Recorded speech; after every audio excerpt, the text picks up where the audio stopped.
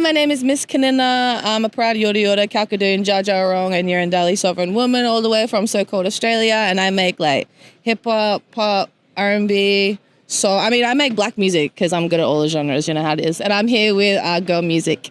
Hello everyone, this is Rachel from Girl Music and I'm here with Miss Kaninna. So how are you feeling today? How does it feel to be touched down in Texas? It's kind of surreal. I've never done any shows outside of like where I'm from, so this is my first international gig, and like it's fucking crazy. There's so many people around here, but I haven't heard any like southern accents, so I'm a little bit disappointed about that. We haven't really either. Yeah, what's that about? It's fake, I think. I want to see some cowboys. Oh, yeah.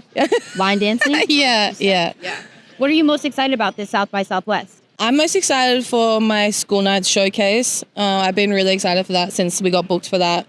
I'm just really excited to like see how people over here respond to what I've got to say, because you know what I'm talking about in my music is quite political and talking about my experiences, a black person from like so-called Australia. So I'm really interested to see if people care or people like respond to it, and yeah, that's what I'm probably most excited about. I'm so excited. But can you touch on what it's like to be a woman in the Australian like R&B, hip hop, and rap scene specifically?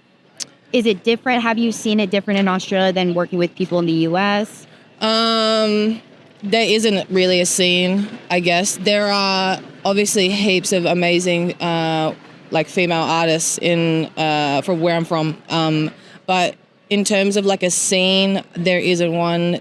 We are trying to create one, obviously, because it's a male-led, dominated field. Like, you know, hip-hop and R&B has always been male-led. And so now we're kind of getting a bit more appreciation. So it's really cool to, like, meet some of the women down there who are also making the same kind of music as me. And, like, you know, we bond hell hard. It's like, oh, my God, now there's another one of you. Yeah. And we've been hanging out and, like, going to shows and stuff together. It's like a sisterhood, and everyone's looking out for each other. There's none of this, like, I'm the only star. I think a lot of, like, what I've seen on TV, it's a very, like, dog-eat-dog world out here, and so I'm a bit nervous about that because, you know, where I come from is very like supportive. Totally. I love how you touched on the womanhood there and how when you guys see each other, you're just automatically you get each other. And like some of us haven't even met each other, but it's like purely through social media and Instagram and shit like that. Like people will reach out and be like, oh my God, like welcome into the scene. Like it's like I've only been making music like on Spotify and stuff, like releasing music, for about a year now, and I've just been like so taken care of by the women in the scene, which is like beautiful. So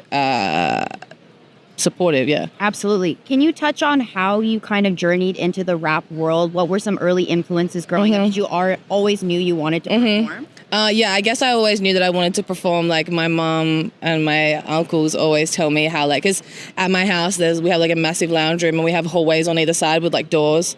And I used to make my whole family like sit in the lounge room, and I would like walk down the hallway and like have like a big entrance and shit like that. And so my family said that I've always wanted to be a performer. But I guess the way I got into it is that I felt like I had to talk about what was happening to me and to my community. And I noticed that rap and music was a way to get people to listen in a way that wasn't too threatening, because people want to dance. So for me, it was a really easy transition from like, you know, going to rallies, being political, and then transitioning that into my music. You've completely like dominated the scene with these last two singles, Black Britney, Pinnacle Bitch, and you kind of talked about how you're very politically you're an advocate, you know what I'm saying? And so is there anything that you want your audience or new listeners to kind of know and take away from your music? I guess for people who aren't from Australia, there's a lot to learn from Indigenous people. We're having a global crisis of global warming and also overpopulation, and the way that we can combat that is by listening to Indigenous people, and that starts by listening to Indigenous voices. I'm not saying I have the answers to global warming, but I do think that getting people to understand the oppression that my people go through, and just, you know, the just blatant disrespect that we see is not helping the world. And, you know, I feel like with my music, I want people to understand where I come from so they can appreciate my culture more, so then they care more, so then we can actually start listening to the elders, listening to the community. And yeah, I guess what I want people to take away from my music is that Indigenous women and Indigenous people, Indigenous women in particular, are so powerful and so staunch, and there's so much fake news about us, and I want people to see the real us. Absolutely, that's so beautiful. Thanks for sharing that. How can we support these women in these spaces? Is there something that we could do differently? That's a hard-hitting question. Yeah. But what is your advice? I guess for me, what I've noticed being in the scene is everybody wants to give you guidance and nobody wants to listen, you know, and it's like, I wouldn't be here if I didn't know what the fuck I was doing. And so it really makes me angry when a lot of men, they kind of step in and they're like, let me show you how to do this. And it's like, no, let me show you how to do it. And I guess what allies need to do and people, you know, to support us is just kind of like take a backseat and just kind of listen to our stories and ask, how can we best support you rather than this is what I'm going to do to support you. Absolutely. We, you know, ask us first what we need rather than telling us what we need. Yeah. Mixtapethegame.com, everyone. Oh my God, I love playing games and interviews. It's like my favorite thing. I feel like I always ask questions. I'm like, yes. All right. Do I pick one? Yeah, anyone. Read it. Yeah, read it out to us. Best song to listen to while driving. Grave Digger at a monster truck rally. I've never been to a monster truck rally. We should have gone. I don't know what that is. Okay. So American. It is so American. So American. We actually don't have monster trucks in Australia because it's illegal. You guys have crazy cars. Like you in Australia, you have to have your wheels guarded and you're not allowed to have a lift above like a couple inches. And you can't have your window. I know. I've been looking at this. I was like, oh my God, we're out here. Yeah.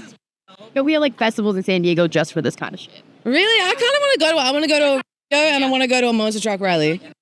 What are the odds of this one? Off the coast of Australia, about to swim off the coast of Australia, about to swim with a great white, no cage. What song gives you the courage to jump into the water?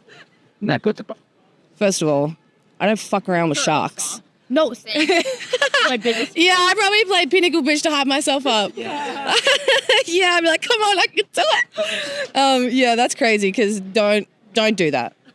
Don't, because we have a lot of shark attacks, and I'm not about to do that shit. It's on y'all. Yeah, exactly. But Pinnacle Bitch, everybody. Thank you so much. Thank you.